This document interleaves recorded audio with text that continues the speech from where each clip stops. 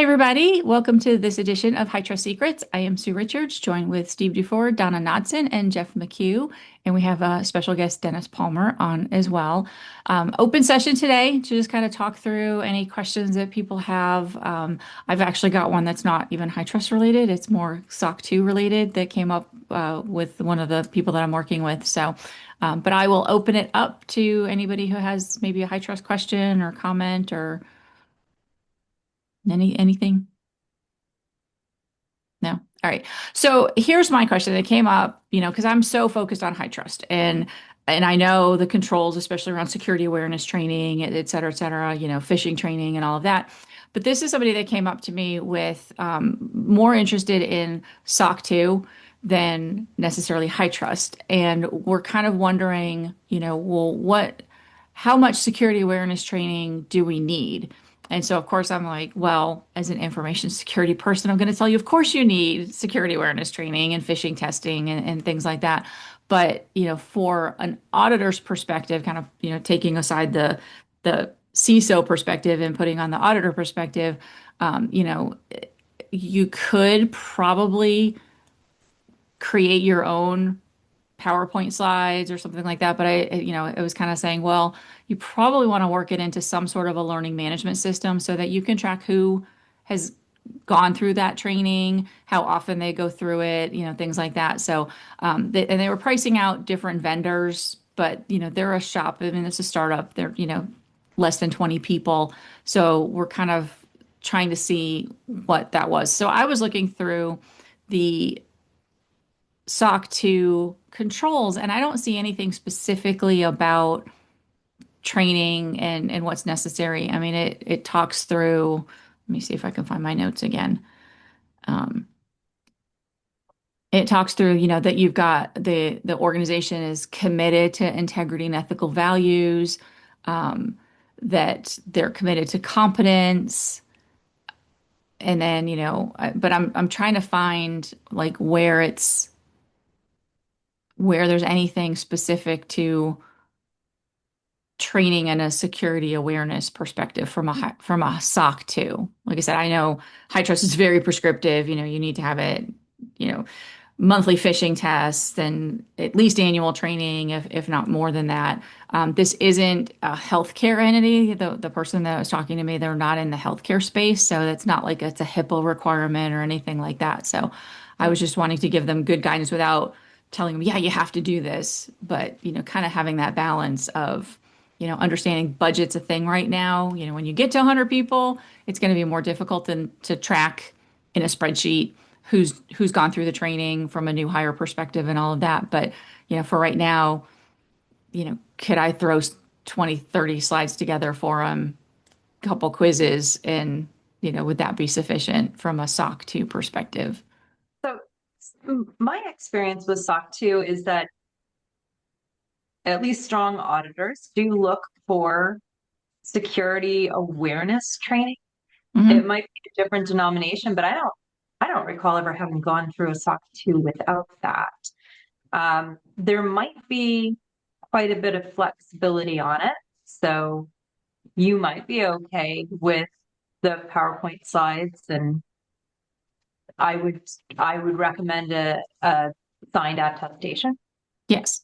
Yeah, and Depending that on the was part of nature it of the was, hey, test, I can do this. I if can it's in give you, person, yeah, I can give you these yeah. slides. Just make sure you mark down in a spreadsheet or something who went to the training.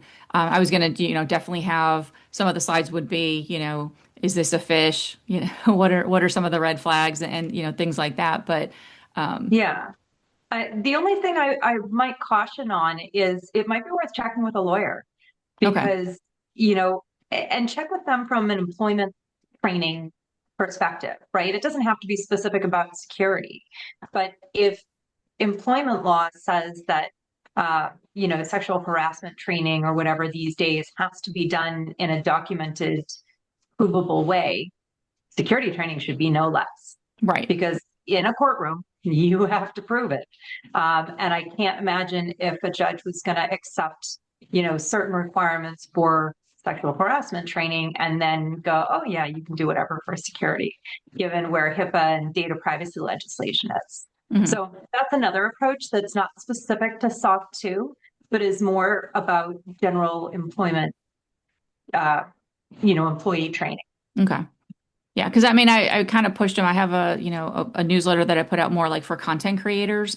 And I was like, some of it has, password management and things like that. But so there's really not anything cohesive that I have that, I recommended some of those vendors that do security awareness training and track it and, chase people down with reminders when they don't do it, et cetera. And so I think once they get a little bit more mature and, they have more employees, they'll have to have some sort of a learning management system, not specifically for security awareness training, but then I can kind of adapt into that, because I even told them, I said, look, Yeah. I can put a course together that you can import into your LMS and we can Yeah. do a quick quiz at the end or something like that. Because I've done that before with custom things, but I was kind of like, I don't know, do you just track, this person came on board in February and they got trained later that month. It might be worth even checking in. Somebody on here might know, or again, checking with an attorney to understand if there's a threshold, an employee volume threshold that puts you in a different boat.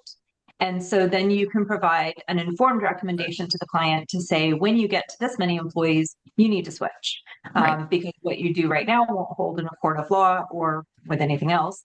But then it's more about all of their training, right? Because that's I think the resistance is companies don't want to go out for specific security training. They want to go to one employee training module and sign up for the things they Correct. need Right. and then just have it done and dusted in one bit. But if they have 20 or 30 employees, really small. And I feel like, unless somebody wants to jump in and correct me, there should be a different level of circumstance or Well, formality. and Donna, I think you're correct in the fact that it does depend on the number of employees, and once you Okay. hit certain thresholds, no, I'm an employment attorney, so take it for what you will. But I'm pretty sure I've seen where certain thresholds have to be met for, like for example, providing insurance availability, for providing certain things, and I'm sure different types of training, like whether it be EO or security or whatever like that. I think there's different thresholds depending on the size of business of what you Okay. have to offer for your employees. Okay. So that Yeah, would I be a mean, good because place to start. I originally was like, well, you're going to need fraud, waste, and abuse training, and I was like, oh wait, you're not healthcare, so you don't need that. Because I was originally like, of course you're going to need training, and then I was like, oh wait, and because like I said, I don't want to give them just a yeah, absolutely, spend $1,000 a year when that's kind of cost prohibitive at this point for them. But at the same time, Mhm. I didn't want to be so lackadaisical to go, yeah, yeah, let me throw, read my newsletter and it'll be enough. So I kind of was at that point. And so I think what I'll do is I'll reach out to some of the auditors that I Yeah. know that do SOC 2 and just say, hey, what have you seen in this? And again, this company is what they're trying to do, and I appreciate it, is they're looking to put the building blocks in place so that when they get to 50, 60, 100 employees, they don't have to scramble to say, now what do we need to do? That Mhm. that they have that kind of that Yeah. ramp in place. Yeah. Yeah. And that's where those thresholds are really important to know because then Hmm. before you get there, right? Right, You know when it's coming. And if right. you hire five more people or even two more people, if you're going to cross over that threshold, and then, there's a scale of risk too. If you've got, you know, it depends on your business, but $1,000 a year, if you have 50 employees compared to potential litigation Right, is absolutely. Yeah. it's really not a lot.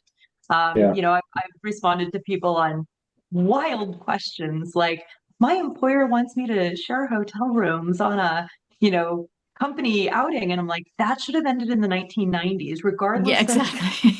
alignment or whatever, because it just doesn't roll that way anymore. So they're like, well, you can't afford it. And I said, then your employer can definitely not afford the lawsuit. They Right. really Right. can't. Yeah. Yeah. So, I don't know that there are any size requirements per se, but Susan, what you're talking about is exactly right. Finding the discipline out there. So there are people out there, and I'm actually kind of focused in this area of in regulated industries, right? Um, you've got something to follow, like HITRUST. But if you're too small, what do you do? Hmm. And SOC 2 has a purpose. But its flexibility, though, is also, and its flexibility is its purpose, in my opinion. Mhm. But Yeah. its flexibility, it's being non-directive is not helpful for the small guy. Exactly. And Exactly. Because like I said, they they want to do the right thing. They're just kind Right. of They don't going, know what to well, do. I Well, don't what are want to the first few overpay things? at this point, Yes. but I don't want But to I be caught short.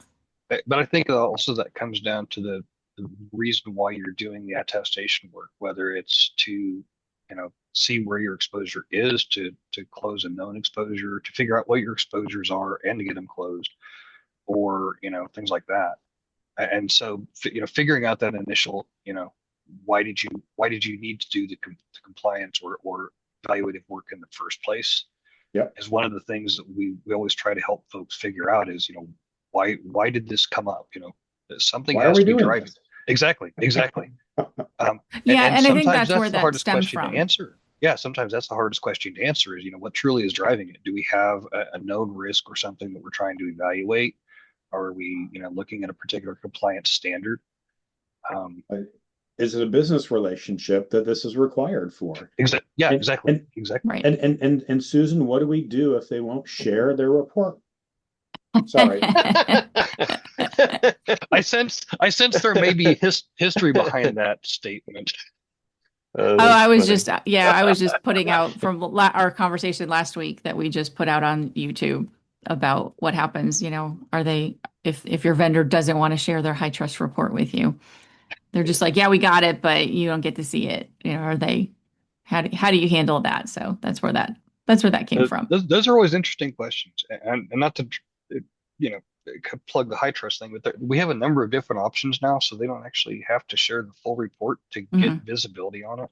So, um, there's more and more options available for those folks who are having difficulty either in the fact that they don't want to share it and are trying to limit visibility or exposure to that deliverable. Because as a security auditor, I'm professionally paranoid. It's part of my job. I don't want anybody to know anything, but I want to know everything about everybody. Exactly. Exactly.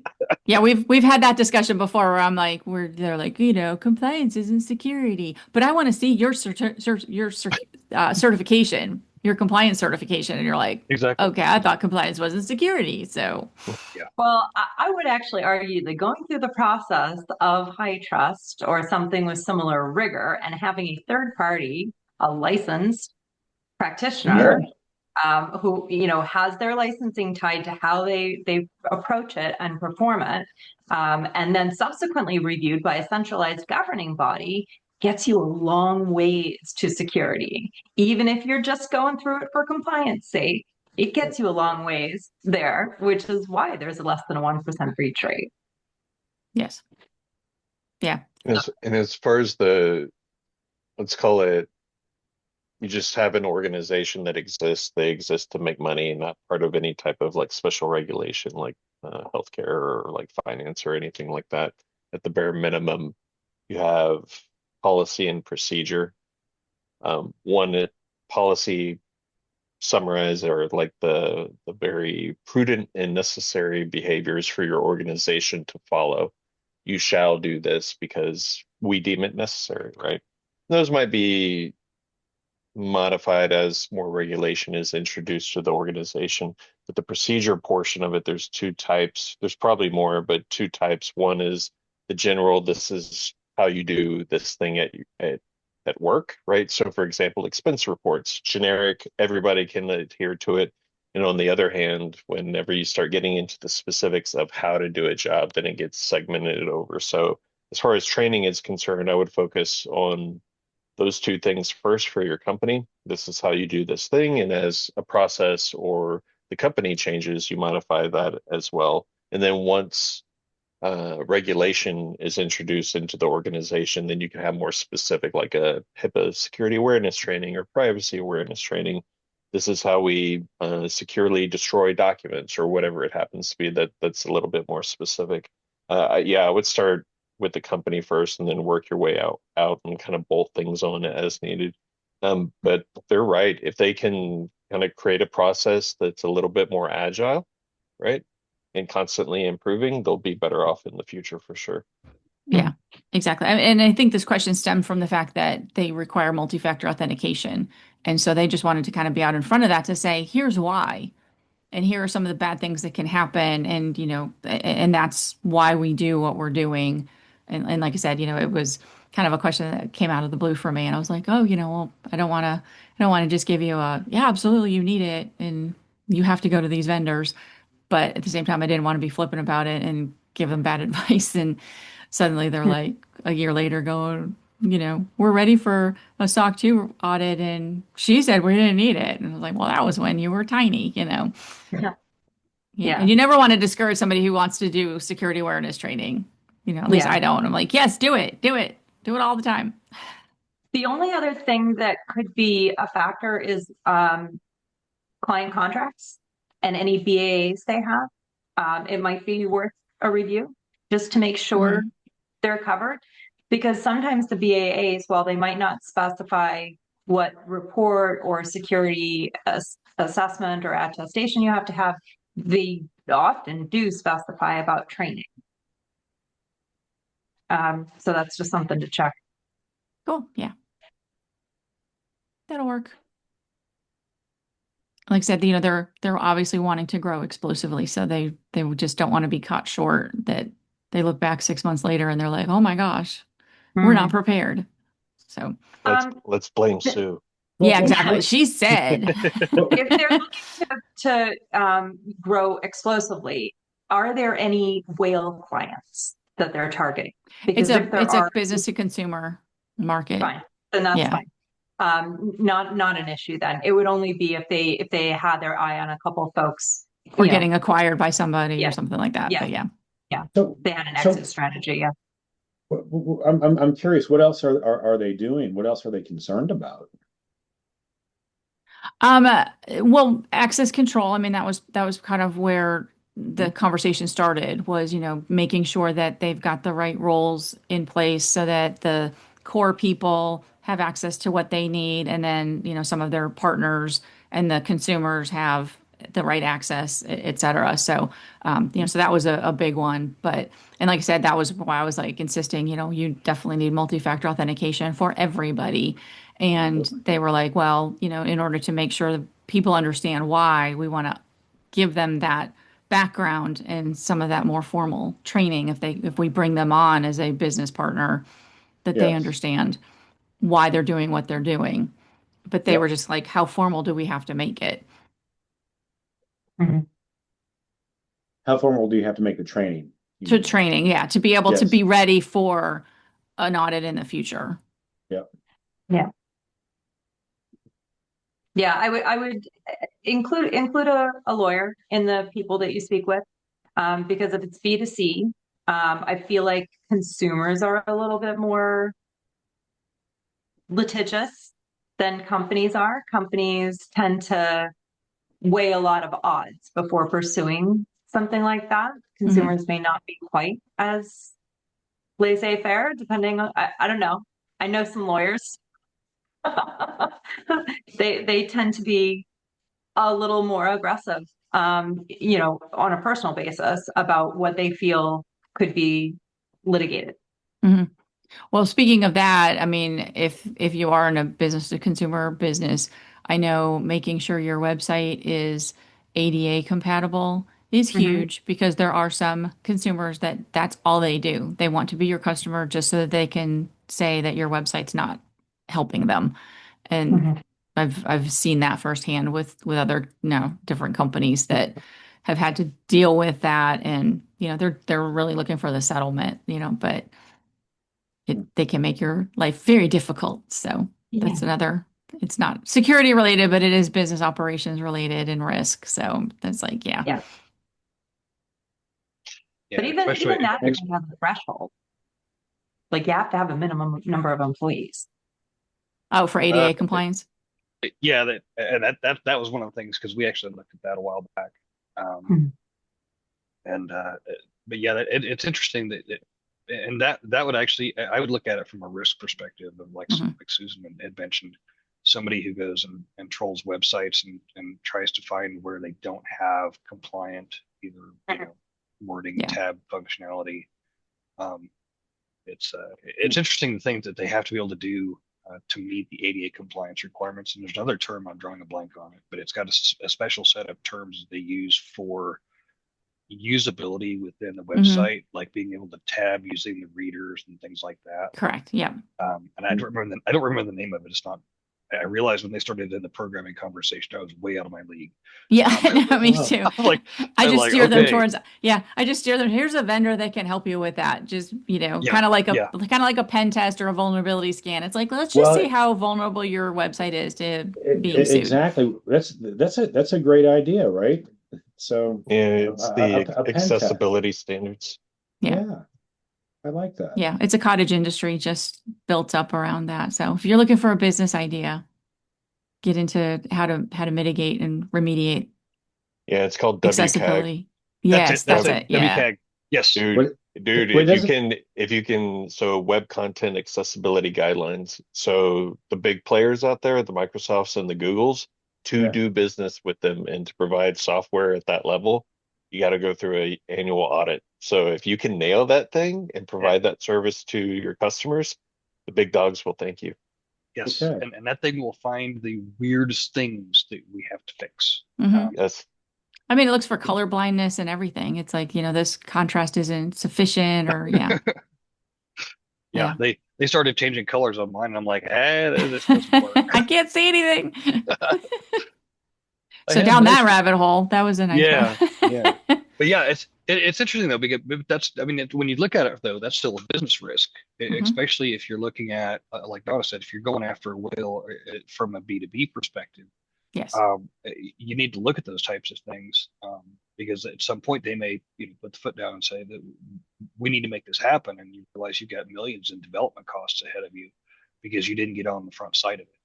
Yeah, and that's that compliance portion of it. Like we choose to be compliant with this standard, this thing, this capability that allows us to do this thing. Yeah, And yeah, the ramifications, yeah, the WCAG standards, man, like every year you got an external assessor coming in, doing the scan, comparing your scan with their scan, making recommendations and prioritizing a massive deficiency list. Because as your application changes or your website changes, you have to keep up with it. So it's just this ongoing thing. really. Again, Okay, again, I learned something. again, again that you choose to do. And so it's like a whole nother product line of Hmm. requirements. Hmm. Hmm. It is. And it's kind of like when you get that pen test report back and you see all these different things and you just hand it over to the developers and you go, hey, here's all the stuff you need to fix. And then you run. Good We'll come luck. back and scan in a couple. How many weeks do you need? Like, I don't understand any of it, but you need to fix this. But, well, anything else we want to talk about? Talk about the, There's new folks over at HITRUST. oh, that's right. That's right. I don't know Sean, either one of them, the new guys, so we'll have to bring them on. We'll have to invite them in. Yeah. you want me to invite Sean? Yeah, if you What's know. this? Yeah. Sean, yeah, Sean's the new Chief Revenue Officer or VP of Revenue. Yeah, CRO, Chief There you Revenue go. Officer. Yeah, definitely bring them into the fold. We'd love that. So next week we've got Steve Dufour and Jason Core. Jason's from HITRUST, and they will be talking about all things third-party risk management.